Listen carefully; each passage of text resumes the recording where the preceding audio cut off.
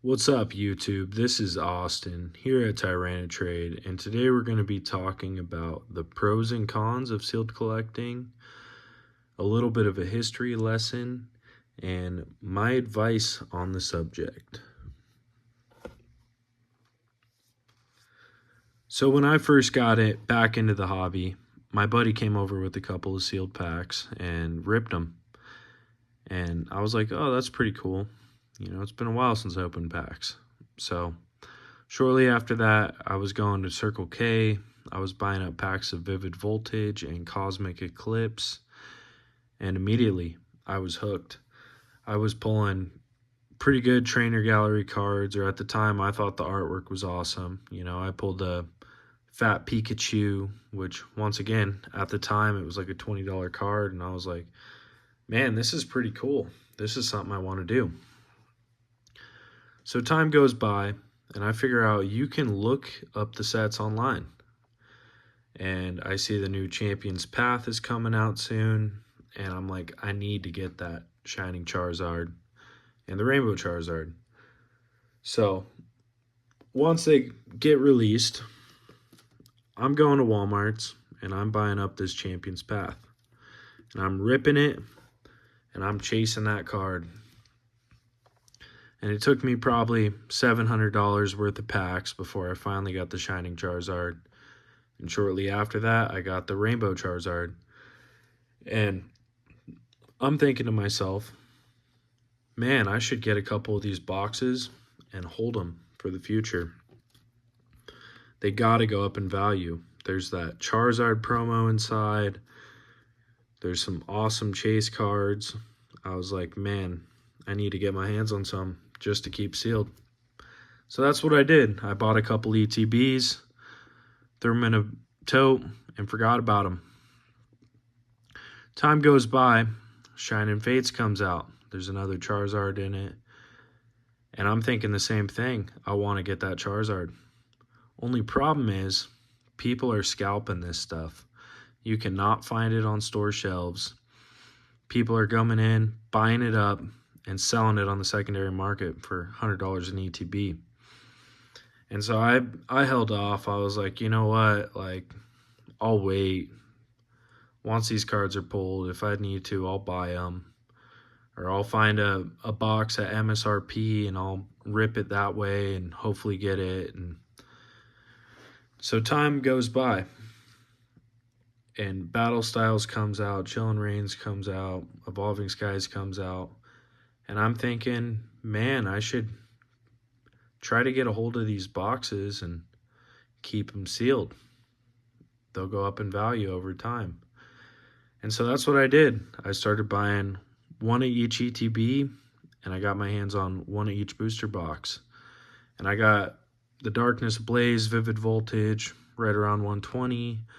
I got lucky on my Evolving Skies, got it at 110. And the other boxes I got right around that $100 mark. I think Battle Styles was a little cheaper. Some of them were a little cheaper. Some of them were a little bit more expensive. But I wanted every booster box from the Sword and Shield era. So that's what I did. I collected them and I put them in my tote and forgot about them.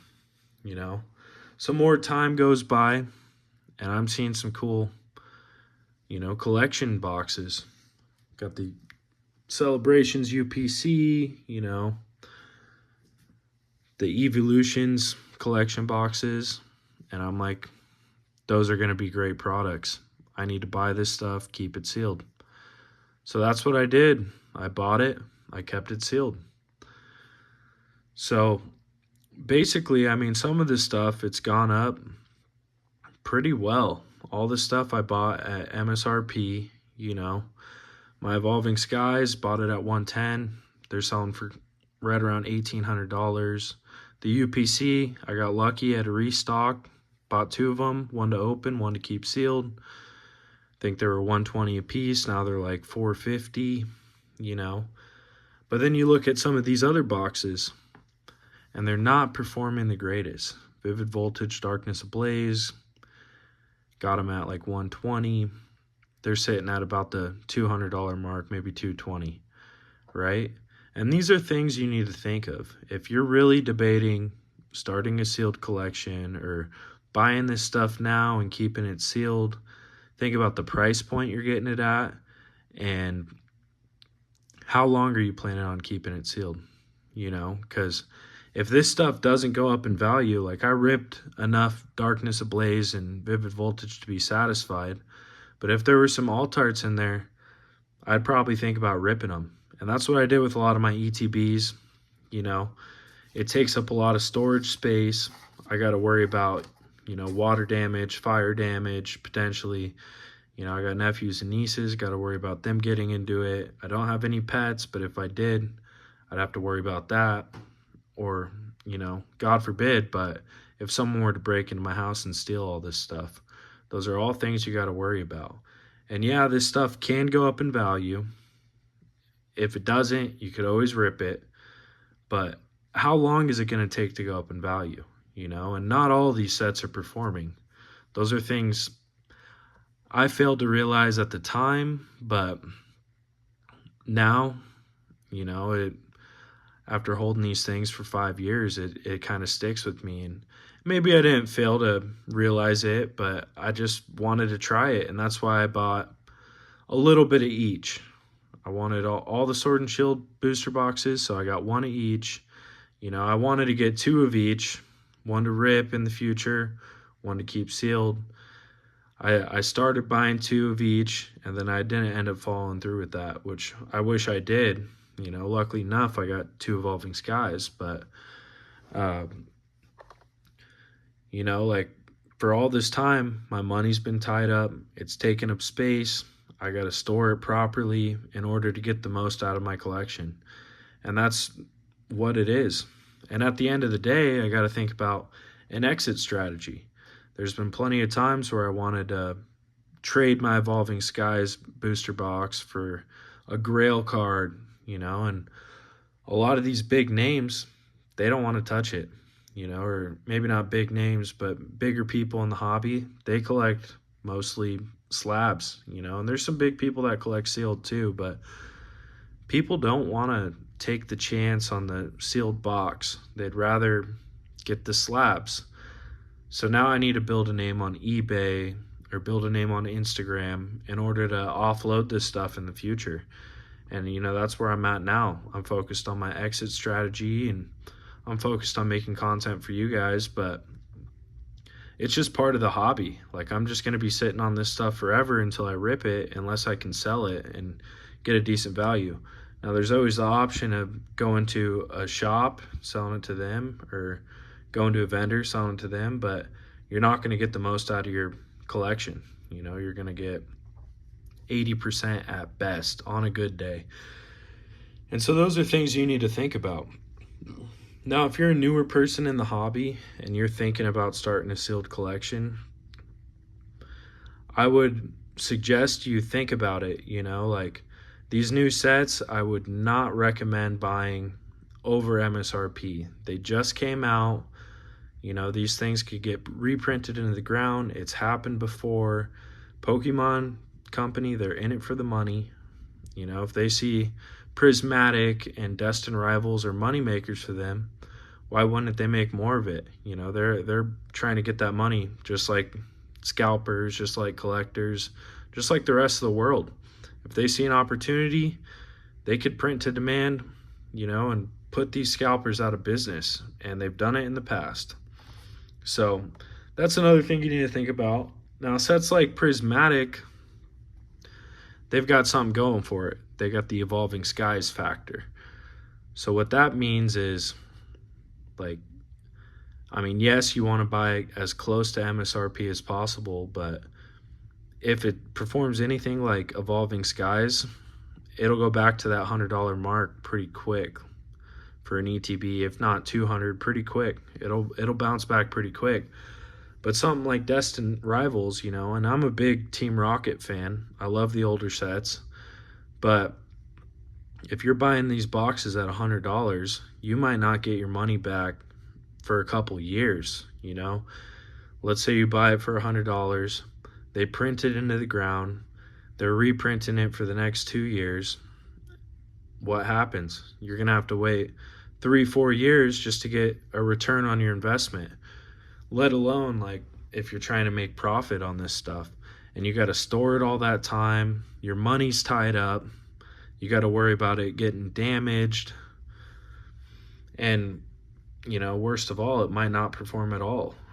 And I say that, take that with a grain of salt, because all these sets will perform. You got to give it 10-20 years. They will perform everything. Darkness Ablaze, Vivid Voltage, they'll be $1,000 one day, but how long am I going to have to wait until they are at that $1,000 mark? And that's the real question. Is it worth it? Is it really worth it? And to some people it is. For me, not as much anymore. I've more focused my collecting goals on slabs. It's what I'm more into.